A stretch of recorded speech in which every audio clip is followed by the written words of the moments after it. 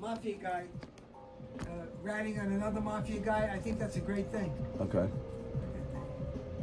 He's a criminal whistleblower, and I think that's terrific.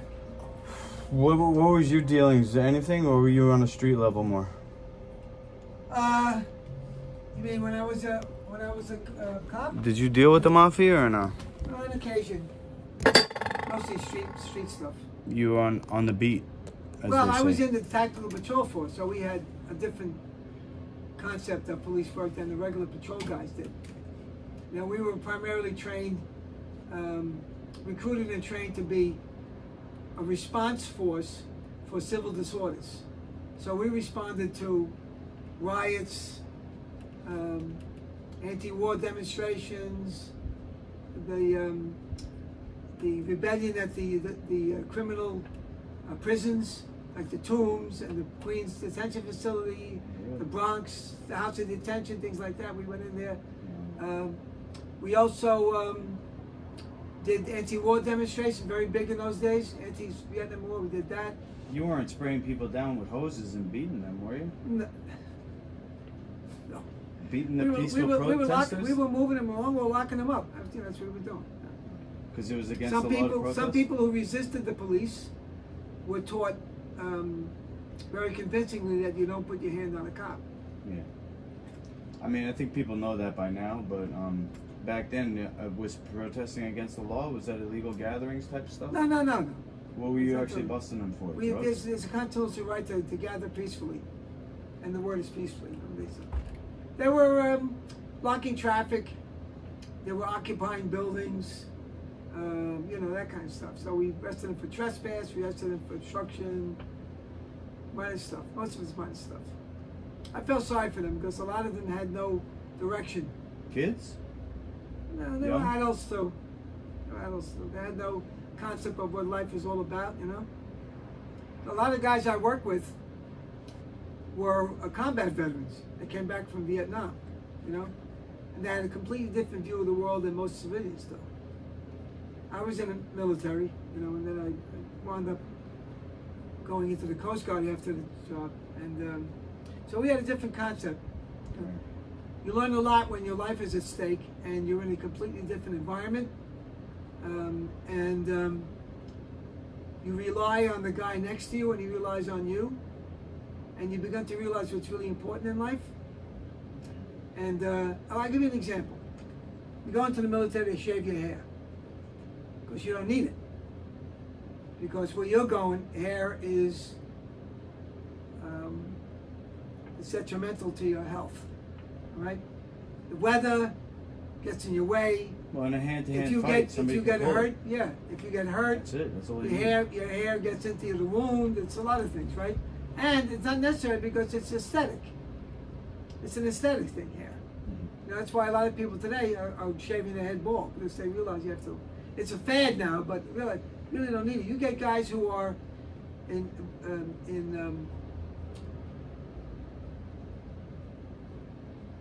well, there's a theory. If guys are in combat or response situations, you know, first responders like that, they're not wearing mullets or ponytails and things like that. Guys do that in law enforcement if they're undercover and stuff, but most guys realize that hair is just an affectation. So when you see people walking around here with these bizarre, multicolored and ridiculous hairdos, you say to yourself, they're children. They're immature, you know. But back then, what was it? Long hairs? You just call them long hairs? Yeah, they were long hairs, and they had all sorts of stuff going on. Barefoot. But it's the city, though. If you look at all the successful people in the world, and especially in business and government, nobody looks like that. Yeah, there's a few Bill Gates, George Soros, about efficiency. all the elected officials, big, very, very few of them look like you. I have a top knot. Yeah, I know that. It's marketing. But yeah, well, that's what you say. But really, it's an indication that that's important to you, and hair is not. Marketing is important to me. I'm living some of the greatest. The idea of Master Luke. Some of the best. That's the samurai top knot. Some of the best physical specimens and fighters that I've ever seen don't have hair like that. Don't have any kind of wild hair. Because, like you say, it can get in the way. They can grab it, whatever they do, right? Yeah. So, Bruce Lee, one of the best. It's like the icon. He trained for the street, for self-defense, and for the movies. And that's what's important. Well, self-defense. If you're wearing a uniform, bizarre or otherwise, it's sales. It's not fighting. It's sales. Yes. It's like a marketing. I'm not a real fighter. If you want to fight, like in the street, you need a gun. You know, they're not doing tap outs. They're not doing points. I'm not talking about. I'm talking about into business. Presenting yourself as a. All right. As a. So you would have locked me up back then. For what? Like this. I don't know. If I was standing there in the crowd. I didn't arrest anybody for the way they were dressed. It's their actions. Actions. That's what does it. Actions. Actions.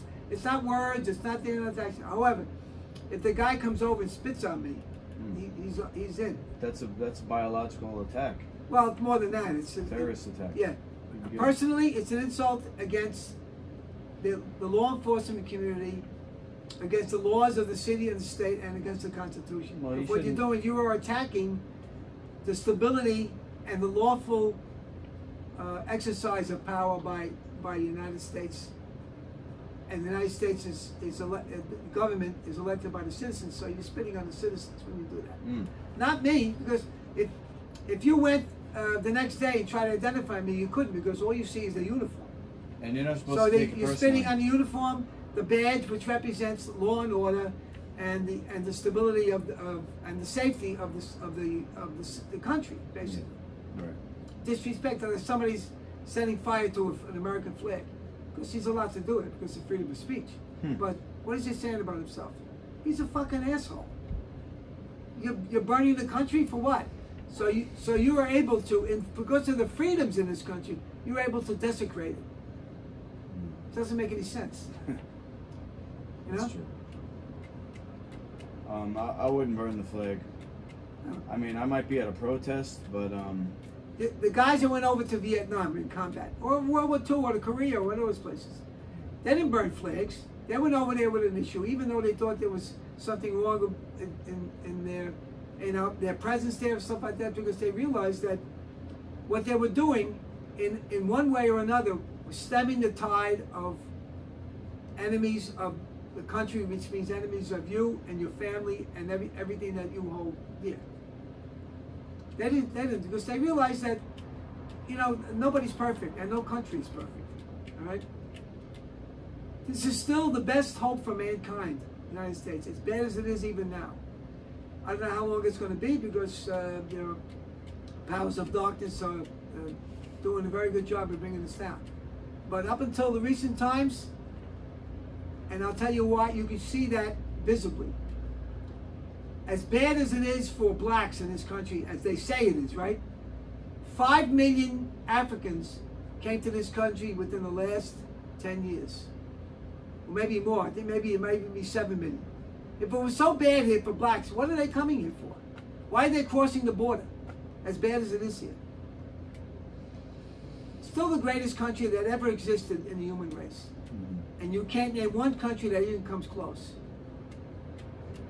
So when somebody spits on your shield or burns a flag, that's what I think of. Think of all that. You're a jackass, right? We got triggered. And you're being brainwashed by a communist. That's another thing. Well, I try to just think of things legally. It gets me out of, you know, acting emotionally. Yeah, well, you got. That's Yeah, why I'm just wondering. I know. What exactly were they doing? Sometimes the law is not going to help you, though. But most of the time, you just stand there watching them, and only once in a while they got out of hand, or what was that like? Most of the time, it was like that.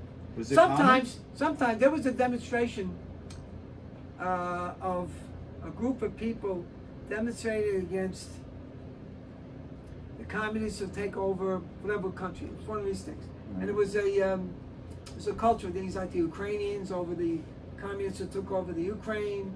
It was Indians, like that, whatever it was. And they were having a demonstration at the UN. big demonstration, maybe 1,000 people, whatever showed up. All right, yeah. So my boss, George Hogan, terrific guy. He knew, because we were in TPF, or some of us were in the Manhattan South Task Force. That's what we did for, we knew what the story was going to be. And instead of going in there, showing force and dispersing the crowd because they were blocking this, they were doing that, whatever, he went over to the leaders and he said, look, let's do this the right way. Tell me how many people you can have arrested and bring them here. We'll arrest them, we'll take them out, and you'll stay around for 45 minutes and then you can leave. Really? And that's what they did. They made a deal with them. Instead of God knows what, blood, guys punching cops. So they made a deal with them. And that's the way we handled most of the stuff because we were used to it. The Hogan negotiated with the leaders to sacrifice some of their... It wasn't a sacrifice. It was just like you put them in cuffs, put them in, take them downtown, write some papers, and let them go. Because you had a quota? No. They wanted to take their presence known. The press was there, things like that. They wanted to make sure that their purpose, the reason for being there, was being publicized because that's what they were there for. They were protesting against somebody in the UN or something like that, and they wanted to make an issue of it. So they made an issue. People like that would come out and disperse. They sat down. We told them to move. They refused to move. And then we picked them up. We put the cuffs on them. Put them in the vans and took them away. They stayed around for another half hour and then they went home. They got bailed out? Yeah, that wasn't, sitting down in the street is not a felony, just obstructing traffic and stuff like that. No, it was just, we gave a summons and then they left. Oh, that was ticket. Yeah. So you didn't even have to arrest them? No, it wasn't that kind of arrest. They took them in, they booked them, and then they issued them what they call a desk appearance ticket, which means if you can verify who they are and you believe that they're responsible enough to come back to court, you make the arrest and then you give them a date to return to court to answer these charges. And usually it's just a wash. That's what happened with me in traffic court. My what happened to that? August 16th. Yeah. I was a scofflaw. Right. And if I don't show up, they're gonna go on without me. No, they're gonna, as if I'm there. Oh, okay. Which, if I get convicted, 3 to 6 months, I lose my license. Wow. If I get convicted. Yeah. So you want to explain? Hopefully they'll give me a plea. Yeah. It's more expensive if you take the plea, though. You don't want to lose your license. Yeah, I don't want to lose my license. And that's the deal. So that's the deal. Look, it's all about money. It's all about money. Understand? It's all about money. All about money. That's all it is. These people, they're looking for, I'll give you an example. I'm driving my car into Astoria. This is a few months ago, right? And I go down right next to the JFK Bridge, the Triborough Bridge, JFK. I'm driving along, and I go to your brother's place, right there. About 3 weeks later, I get a summons in the mail. I was doing 36 miles an hour in a school zone in violation of state law, so-and-so and so-and-so. Right. So what are you talking about? It's a main road. It's a 3-lane road right next to the bridge, all the way down to the park, and then you make it whatever, right? So I went back with Zachary, and I took video of all the surrounding streets. No school. Nowhere. I went online, I found all the schools in that area. No schools near there. It's basically a road next to the bridge that goes into the park area of Astoria and then comes around and goes back out to the highway. That's what it does. Okay. So I went in to protest it. It was a $50 ticket. It's not a big deal, right? Okay. Protested it, right? I was the only one there. People don't want to go into Jamaica or someplace like that just to protest a $50 ticket. So I told him, I went around, here's the video. Showed the video of it. I says, there's no school. He said, well, there's one there. I said, well, tell me where it is. No schools. It's apartment houses, businesses, and that's it. No schools. Yeah. This is a scam. New York State law passed a law that you have to do 25 miles an hour or below when you're passing a school in New York State. This is what the law is.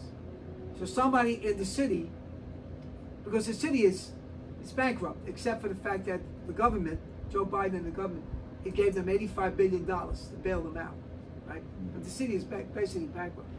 Every single dime they can get from you, they will take. This is what this is.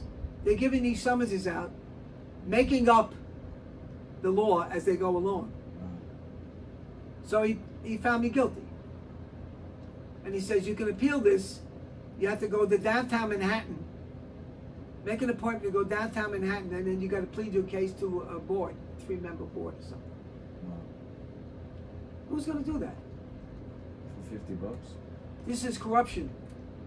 This is socialism, socialist corruption. This is like you're driving down the road in Guatemala, and there's a police stop ahead. Yeah.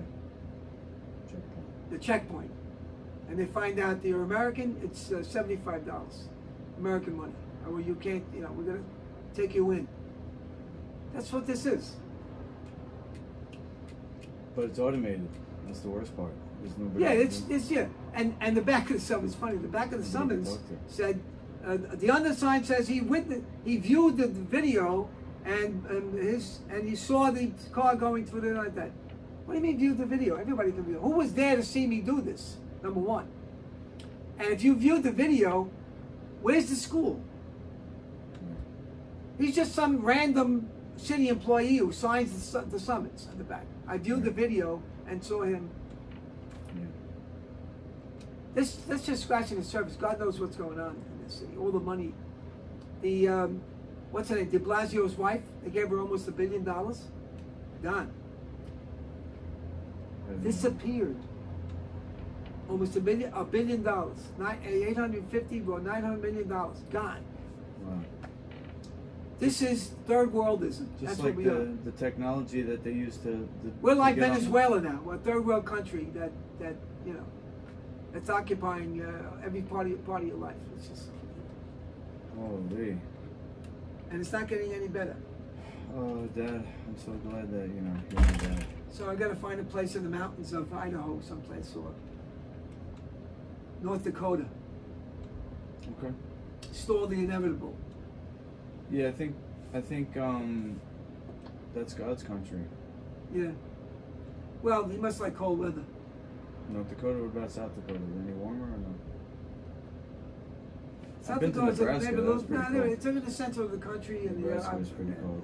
In the they're plains, all pretty cold, yeah. But you can deal with You it. have to get a greenhouse, like a tropical greenhouse. Yeah. Well, look what we got here. We got cost. Very expensive to live here, right? You have traffic up the ass almost 24/7 now, right? You have crime. If you live, especially live in the outer boroughs of New York City, right? You have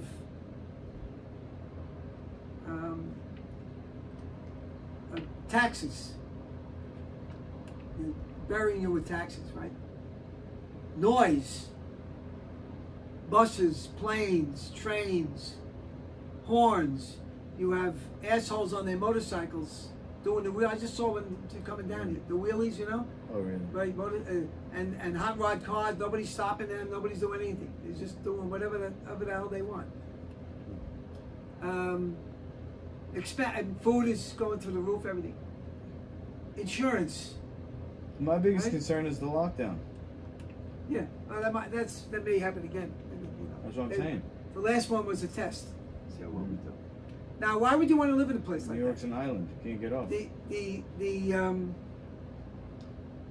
Nobody. I don't see any kids playing in the street anymore because it's not safe. When you were young, you were out there all the time, or playing. You and your brothers, right? Right. Nobody does that anymore. You went over to Memorial Park. Did you see that park? They fixed it up. They did this. They did that. There's nobody in it. They spent, I don't know, a lot of money fixing it up. They have new playgrounds for the kids. They have bocce courts. They have tennis, all that stuff. Right. Nobody's in it. And they have a guy at the gate because people are coming in from Queens to use it. Oh, yeah. Now they have to prove that you're a resident. So Right. effed up. The last nail in the coffin. I'll talk to you in a couple of days. I wish we could stay hang out more, but I'm going to go on a date. Yeah, I know. So, okay. So she